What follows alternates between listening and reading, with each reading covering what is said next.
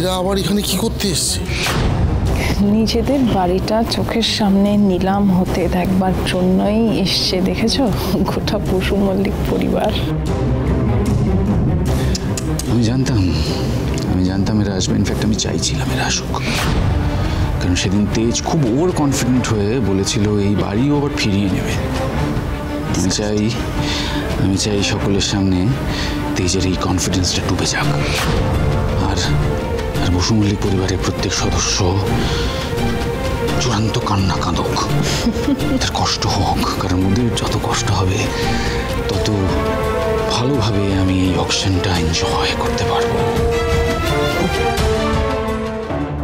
Please do something. তোমার lawyer phone ধরছে না, এরপর বিডিং শুরু হয়ে যাবে। দাদা ভাই, অলরেডি বিডিং শুরু হয়ে গেছে। কিন্তু তোমার লয়ার আসছেন না।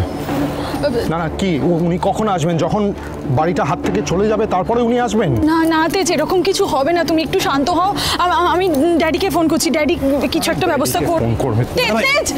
দাদা ভাই, তেজ, সমুদ্রকে বোঝাও। দেখুন, এই বসু মল্লিক ভবন এর বিডিং শুরু হচ্ছে 7 কোটি, মানে 7 crores দিয়ে। এটার থেকে বেটার অফার কেউ করতে চান? হ্যাঁ, 7 crores 1, 7 কোটি 2, 10 কোটি। মিস্টার আগ্রওয়াল বিড করেছেন 10 crores। সেটাকে কেউ কাউন্টার করতে চান? 15 কোটি। 15 crores, 15 কোটি। সো এর থেকে বেটার অফার কেউ করতে চাইছে? 15 crores। 18 কোটি। 18 কোটি। ওই ইমন আর শর্টকে ভাঙার মুখে ধরো। এইসব কিছু করতে যেও না, এসব করো না। তাহলে কি করবো ঠাম্মি? আমরা এরকম দাঁড়িয়ে দাঁড়িয়ে দেখবো আমাদের চোখের সামনে আমাদের বাড়ি নিয়ে নিচ্ছে ওরা। আমারও মনে হয়েছিল যে আমার স্বামী, আমার পেটের সন্তান, তারা কখনো নিজের পরিবারকে এমন ঠকাতে পারে না। সেটাই তো হয়েছে মা। এখন যা হবে ঈশ্বরের ইচ্ছা। আমার গজানন যদি চান, আমি তোমাদের বলছি, এই বাড়ি আমাদের বেহাত হবে না।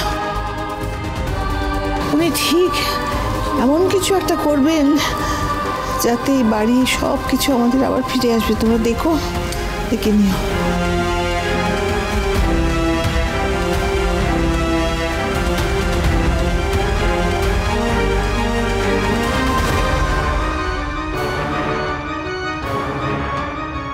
ভাই দেখ, আমি গজাননকে যতটা বিশ্বাস করি তোর ওপর ততটাই আমার বিশ্বাস আছে। তুই তো আমায় বলেছিলিস যে আমাদের এই বাড়ি নিলাম হতে দিবি না, তুই কিছু একটা ব্যবস্থা করবি। কি করেছিস বল? কিছু হয়েছে? কি হয়েছে বল না ভাই, বল। লয়ার কোথায়? স্টে অর্ডারের কি হলো? তেজ, উনি বলছেন স্টে অর্ডার পাওয়া যায়নি। পাওয়া যায়নি মানে?